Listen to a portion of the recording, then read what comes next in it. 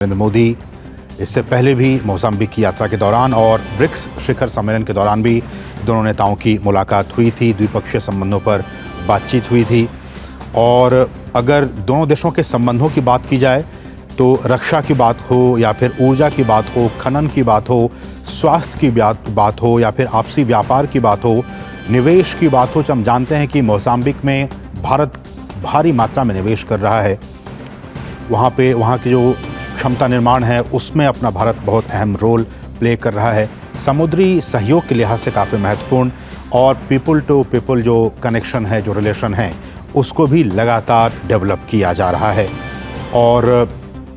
हम जानते हैं कि प्रधानमंत्री ने एक जो कोशिश की थी, जो voice of the global south summit जो कि कुछ दिनों पहले हुआ था, उसमें भी ग्लोबल साउथ के जितने भी कंट्रीज़ हैं उनके एक लीडर के तौर पर किस तरह से भारत अपने आप को पेश कर सकता है, किस तरह से उन तमाम देशों की सहायता कर सकता है, इस लिहाज से ये काफ़ी महत्वपूर्ण थी। और उसी कड़ी में आज जब इस ग्लोबल वाइब्रेंट समिट में हिस्सा लेने के लिए मोजाम्बिक के राष्ट्रपति इन दिनों भारत आए हुए हैं, तो आप इन तस्वीरों में देख सकते हैं कि बहुत ही गर्मजोशी के साथ दोनों नेताओं की मुलाकात हुई है। और एक ग्लोबल साउथ के चैंपियन के तौर पर, एक हीरो के तौर पर,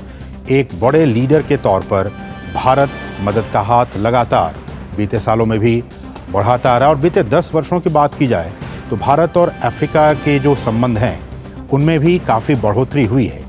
न सिर्फ मोजाम्बिक बल्कि अफ्रीका के जो बाकी देश हैं उनके साथ भी भारत के संबंध बहुत ही मधुर रहे हैं बीते वर्षों में। और इसी संबंध को और भी प्रगाढ़ करते हुए, इसी संबंध को और भी आगे बढ़ाने का काम इस मुलाकात के बाद और भी किया जाएगा। जैसा कि हमने कहा कि दोनों देशों के बीच जो संबंध हैं वो बहुत सारे ऐसे सेक्टर्स हैं जिनमें कि लगातार भारत और मोजाम्बिक एक साथ काम कर रहे हैं।